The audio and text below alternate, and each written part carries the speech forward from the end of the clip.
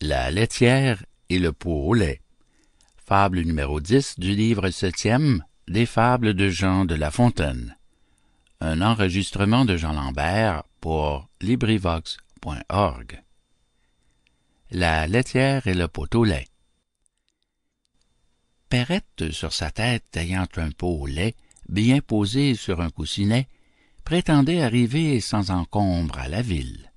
Légère et court vêtue, elle allait à grands pas, ayant mis ce jour-là, pour être plus agile, cotillons simples et souliers plats. Notre laitière, ainsi troussée, comptait déjà dans sa pensée tout le prix de son lait, en employait l'argent, achetait un 102, faisait triple couvée. La chose allait à bien par son soin diligent. « Il m'est, disait-elle, facile d'élever des poulets autour de ma maison. Le renard sera bien habile s'il ne m'en laisse assez pour avoir un cochon. Le porc, en s'engraisser, coûtera peu de son. Il était, quand je l'eus, de grosseur raisonnable. J'aurai, le revendant, de l'argent bel et bon. Et qui m'empêchera de mettre en notre étable, vu le prix dont il est, une vache et son veau, que je verrai sauter au milieu du troupeau. » Perrette, là-dessus, saute aussi, transportée. Le lait tombe, adieu veau, vache, cochon couvé. La dame de ses biens, quittant d'un œil Marie sa fortune ainsi répandue, va s'excuser à son mari, en grand danger d'être battue. Le récit en farce en fut fait.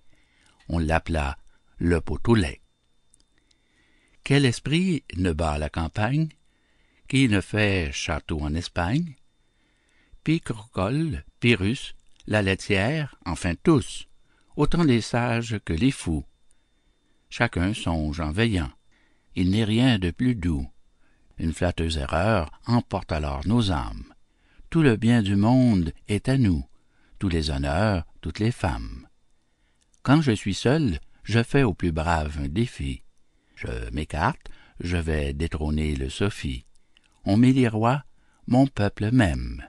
Les diadèmes vont sur ma tête pleuvant. Quelque accident fait-il que je rentre en moi-même? Je suis Gros-Jean comme devant.